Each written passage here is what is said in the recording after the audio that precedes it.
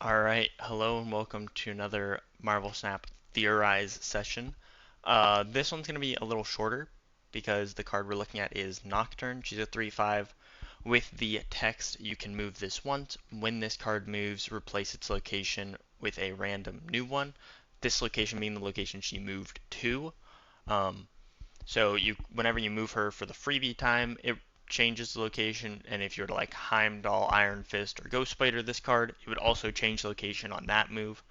Um, so it has potential. It has a lot of crazy potential to do some Scarlet Witch-esque things. The neat thing about this card is if you combine Nightcrawler and Scarlet Witch, it's literally the exact same card. Nightcrawler is a 1/2 with the move. Scarlet Witch is a 2/3 with the change location. Add their stats, cost, and text, you have Nocturne. Um, so looking at the deck that I think will be the best, it's going to be this Angela Movers, Elsa Movers, whatever you want to call it, the Silky Smooth deck. So I think this is going to be the best list for her. The obvious comparison is going to be looking at her compared to Spider-Man.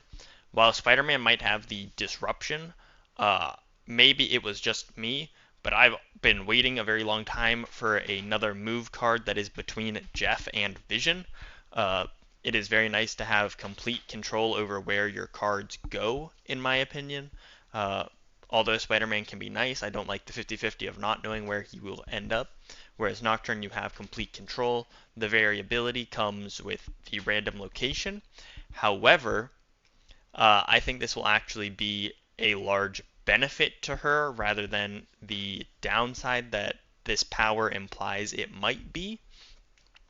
The big thing with Nocturne is going to be two very important locations being the Flooded and Limbo. Uh, the big thing with Limbo was if you ever wanted to shut Limbo down, you had to play another card. You had to play Scarlet Witch, you had to play Reality Stone, you had to play Storm, Rhino. You had to play a small cost card, the Hawk from Snowguard. You had to play a smaller cost card on your turn 6 turn, which didn't allow you to play big things that you wanted. This card, however, you were playing for stats on turn 3 anyway, or turn 4, or whatever. You were already playing this card. You're happy with the 3/5, 3/7 if it got buffed by Angela, and the 2 extra power it provided to Angela, and maybe the energy you got from Hope. You were happy with all of that. On top of that now, you get to play your turn 6 exactly how you wanted. The only thing is you have to move Nocturne into the Limbo to shut down their Limbo. Obviously, this is a very obvious play line, but your opponent has to respect it. So if you want to shut down Limbo on turn 6 with Nocturne, you always can. If you don't like the way the Flooded lane played out when they stormed on 3 and you were just like, I don't really care, you can Nocturne it on 5 if you want, so you can play cards in there later. This deck specifically doesn't care, right? Like, you have 4 on move cards. You have Vision, Miss Marvel, and or you have Miss Marvel and Doctor Doom to get in there, and then you have Spider-Man with a 50-50 of getting in there. So this deck doesn't necessarily care about Storm, but in other decks, it could be a very good asset to be able to remove the Storm, the flooded location as well. I think she's going to be maybe not like a game-breaking card, but I think she's going to be a very solid card.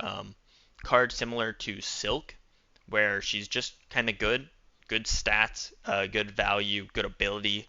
Um, Silk's is more of a downside ability in times, but Nocturne, I think both abilities are going to be shown to be very good abilities. Uh, and because of that, there's not really a lot of counterplay to Nocturne. You have Kingpin, where if you move Nocturne, hey, you're going to lose 2 power. So this could be used as a deterrent in Limbo, being like, hey, do you really want to lose 2 power moving your Nocturne over to Limbo? The answer is probably yeah. You probably still do it, especially if your Nocturne got Elsa buffed or buffed in some way where you don't really care about losing that 2 power that you already gained. And the other one that I thought would be a neat one to add is Hercules. Uh, if you planned on moving a card somewhere and your opponent Hercules with priority, um, it would you would change the Hercules location. It would get bumped somewhere else. It could get bumped back into your Angela lane where you really didn't want it. Um, and then it would also change that location. So when you're starting to change a lot of locations, you can get some bad location variants against you, um, which is just things to consider. Like you're more likely to start pulling the Bifrost, which would cause her to move again, or the Tower card that is -4 for moving that I cannot think of the name of off the top of my head. I want to say Stark Tower, but that's not right. Um, it's the Kingpin building, um, Oscorp Tower. But yeah, these are really the only two because it's a on move effect. So cards like Sandman don't really interact with it very well.